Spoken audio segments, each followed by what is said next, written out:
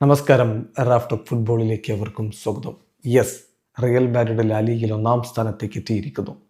താൽക്കാലികമായിട്ടാണ് ബാഴ്സയേക്കാൾ ഒരു മത്സരം അധികം കളിച്ചിട്ടാണ് ഒക്കെ ശരി. എങ്കിലും ഇത് വലിയ ആത്മവിശ്വാസമാണ് ആൽവാരോ ആർബിലോക്കും സംഘത്തിനും നൽകുക.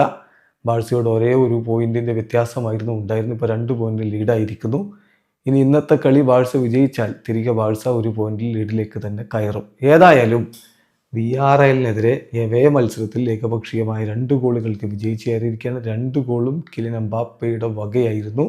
രണ്ടാമത്തെ ഗോൾ അദ്ദേഹം പനേങ്ക പെനാൽറ്റിയിലൂടെ ഗോളാക്കി. ബ്രയൻ ഡയസ് നോക്കി നിൽക്കവേ ഗോളാക്കി. അദ്ദേഹം പിന്നീട് അത് പറയുകയും ചെയ്തു, ബ്രാഹിമിന് വേണ്ടിയാണ് ആ ഗോളെന്ന്. ഏതായാലും ആഫ്കോണിൽ ബ്രാഹിം പെനാൽറ്റി ഇതുപോലെ പനേങ്ക മിസ്സാക്കിയത് വലിയ രൂപത്തിൽ അദ്ദേഹത്തെ മാനസികമായിട്ട് ബാധിച്ചിരുന്നു. അതുകൂടിയാണ്. അപ്പോൾ അദ്ദേഹത്തോടൊപ്പമുള്ള പിന്തുണയാണ് എംബാപ്പെ ഈ ഗോളിന് ശേഷം പറഞ്ഞ വാക്കുകളിലൂടെ തെളിയിക്കുന്നത്. എന്തായാലും മത്സരത്തിൽ സൂപ്പർ താരങ്ങൾ അണിനിരത്തിക്കൊണ്ട് ആൽവാരോ ആർബിലോ തൻ്റെ ടീമിനെ കളിക്കളത്തിലേക്ക് വിടുന്നു. വിനിയും എംബാപ്പയും മസ്റ്റൻഡുവാനെയും ചേർന്നുകൊണ്ട് അവരുടെ മുന്നേറ്റങ്ങൾ നയിച്ചു. പക്ഷേ കളിയുടെ ആദ്യ പകുതിയിൽ അവസരങ്ങൾ ഉണ്ടായിരുന്നെങ്കിലും ഗോളാക്കി മാറ്റാൻ റയൽ മാഡ്രിഡിന് കഴിയാതെ പോയി. എന്നാൽ രണ്ടാം പകുതിയുടെ തുടക്കത്തിൽ തന്നെ കിലിൻ എംബാപ്പയുടെ ഗോളിലൂടെ റയൽ മാഡ്രിഡ് ലീഡ് പിടിക്കുകയായിരുന്നു. പിന്നീട് കളിയുടെ അവസാന ഘട്ടത്തിൽ ലഭിച്ച പെനാൽറ്റി എംബാപ്പ വിൻ ചെയ്തു. എംബാപ്പ തന്നെ അത് ഗോളാക്കി മാറ്റി.